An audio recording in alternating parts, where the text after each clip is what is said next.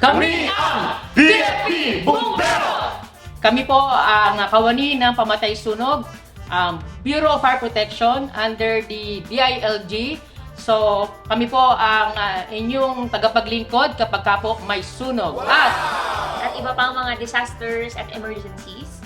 Laging handa 24/7 para sumaklolo sa inyo in case of emergency. Tama. Kami rin po ang nag-inspect ng ating mga establishment building dito sa ating bansa. Kami din po ay nagpapaalala, hindi lang po kami more on suppression, more on fire prevention din po kami. Kami po ay nagpapaalala sa ating mga kababayan sa pagpuksa ng mapinsalang sunog like. At saka nag-remind din po kami, halimbawa, dapat alamin po ang pinakamalapit na numero ng fire station pagka po may sunog At iba pang sakuna. yan. At always call 911 Yes. din kung sakali mang di alam. At iwasan po natin mag-overload ating mga saksakan kasi isa yan sa mga nagiging dahilan. Number one cause Yes, ng ating ng mga fire sunog. incident. Magbigay ng dahilan kung bakit nasisibak sa trabaho ang empleyado. Laging late. Tama! Or absent. Next, Darrell. Naglalaro tuwing panahon ng trabaho.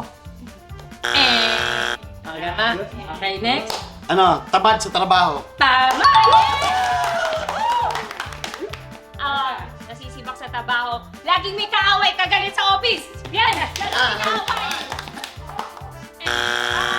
Okay, next, Darrell. Mayabang.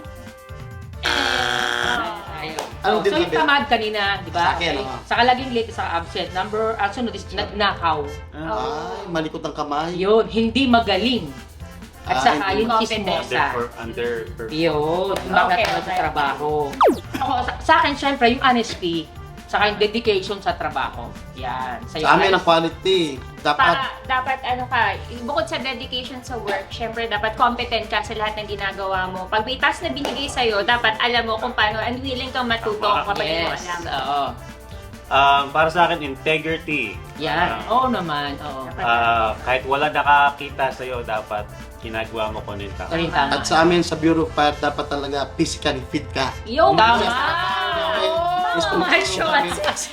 Kailangan handang lagi lagi rumisponde. rumisponde. 24 hours. Yan. Kung gamit na gamit ang katawan, Oo. Ano ang gamit na gamit? dapat malakas. Serious ang gamit na gamit ha? Dapat malakas. Physically fit. Alam ko kung yung gamit na gamit mo. Sige. Ang mensahe namin sa kanila po, galingan nyo rin. Manalo kayo. Eh, sa atin. sa atin, eh. Wishes natin yan. Have fun lang, have fun. Enjoy lang natin Enjoy ang lang. ating game. Abangan kami! Sa Family Feud, Mamayang gabi! Bago mag 24 oras. yay!